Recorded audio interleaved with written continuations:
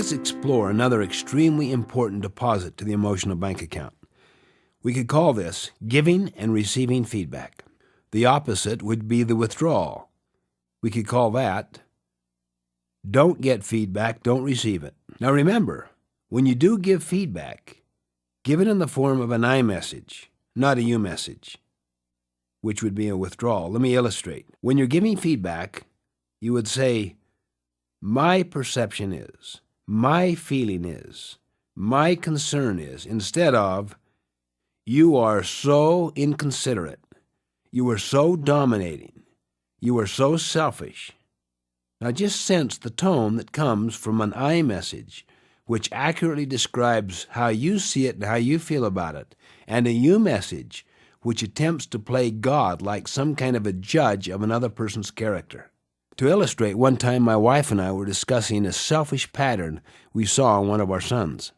It had been going on for a long period of time, and it was really offending a lot of people, including ourselves. And we could have easily given quick feedback, but it would have come out in terms of you.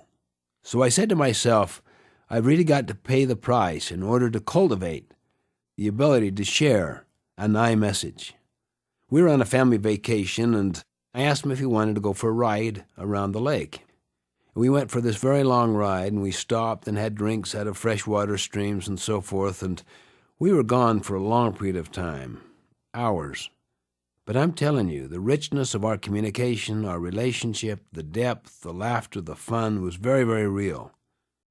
At the end, I said to him, son, one of the reasons I wanted to visit with you, and the reason why I wanted to take this time to get this great feeling between us, is because your mother and I have a real concern we would like to share. Now notice, we were describing ourselves, not him.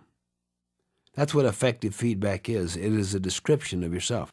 The opposite is where you're trying to describe the other. You are so selfish. See, you're trying to describe the other like you're the ultimate judge of that person. That's the thing that people resent. It offends them deeply. They feel labeled. They feel judged. They're categorized. And thus they become a thing, no longer a person. Instead, I said to him, son, would you mind if I shared a concern with you that your mother and I feel? Not at all, Dad. And I shared it. I also shared my perception of his true nature as being a selfless and giving person. You know what his immediate response was? I don't know. I guess I've just been into myself so much, and that's just not been right. He also acknowledged that when we returned to his mother and to others around, and he began a process and a program of really turning around this whole selfish pattern. It was real. It was sincere. It also worked because we were sincere and because we had this great relationship before we attempted to give feedback. But if you take the efficient approach of just getting to the point and giving a you message, it will be ineffective. You see, with people, efficiency is often ineffective because slow is fast and fast is slow. So what if it took 3 hours? We've been living with this problem for months. So you see how important patience, self-control becomes in giving these kinds of deposits.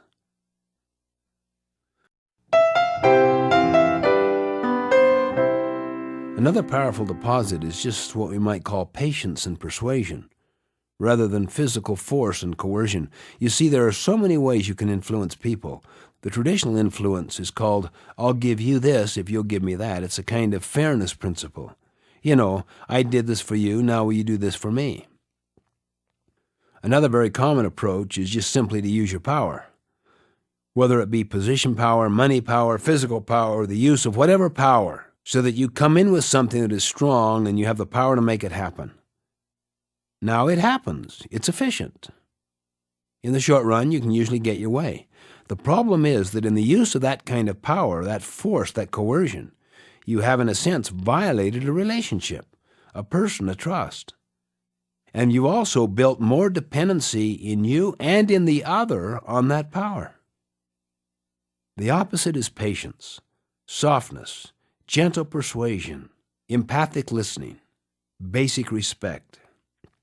In other words, you're showing great love in every possible way.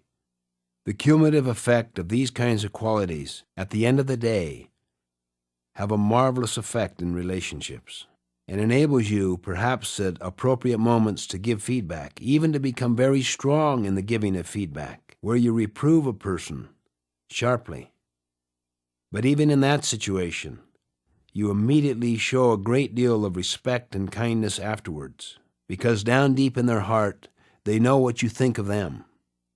And what you think of them matters much more than some mistake which they're becoming corrected for.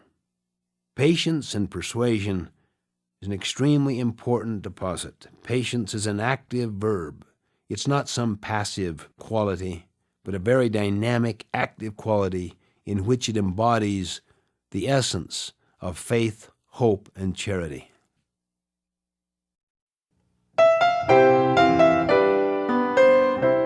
We all violate these things from time to time. That's why we must cultivate another capacity, another kind of deposit, a simple ability to apologize with true sincerity. I'm sorry, I was wrong. I embarrassed you in front of your friends. Please forgive me. I got on an ego trip. That was unkind of me. I apologize. That was a terrible mistake. I wish I hadn't have said that. I apologize. The opposite, of course, would be a withdrawal, to be so prideful and arrogant, to not apologize, but to just continue to defend and justify the behavior, to explain, to cover up in some way. And people can sense that. You're going through some kind of a song and dance, and you're maybe apologizing half-heartedly, like saying, I'll say I'm sorry if you'll say you're sorry. Let's both say it at the same time. Sorry. I said it first.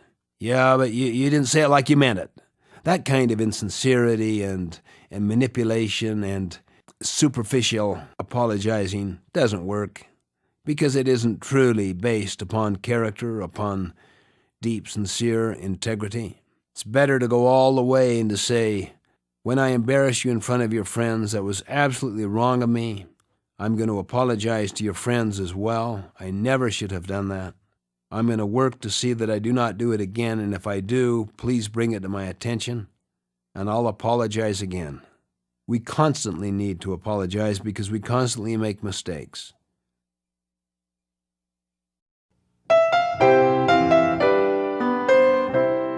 Now, sometimes people offend us, and they don't apologize. And this gets to the deeper part of our character. If we can learn to forgive when we have been offended, whether it be intentional or unintentional, that is an extremely powerful deposit. The withdrawal that worsens relationships and undermines your own self-esteem is to hold a grudge and to let it build up inside until it congeals. And then it begins to fester and manifest itself on the surface of your life, and it becomes a fundamentally deep, rupturing problem in relationships. You see, it isn't the snake that bites us that does the serious harm. It's chasing that snake that drives the poison to the heart. Far more damage is done in not forgiving than was ever done in the original offense. Now, the interesting thing about this is that if we have been offended, we should take the initiative. You see, most people will not do that. They'll sit and wait for someone else to take the initiative. And the reason why we do that is because our security comes too much from how we're treated.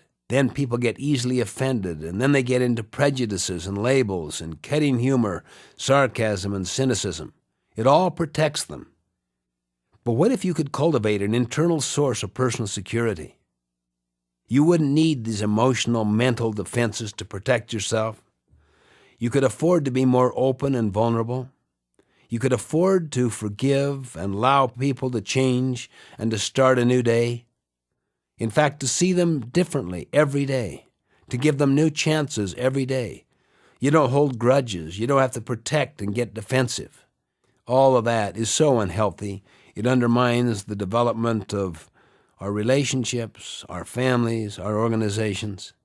That's why it's so important, in addition to our own kind of apology, so that we can learn to change ourselves, we need to allow other people to also change.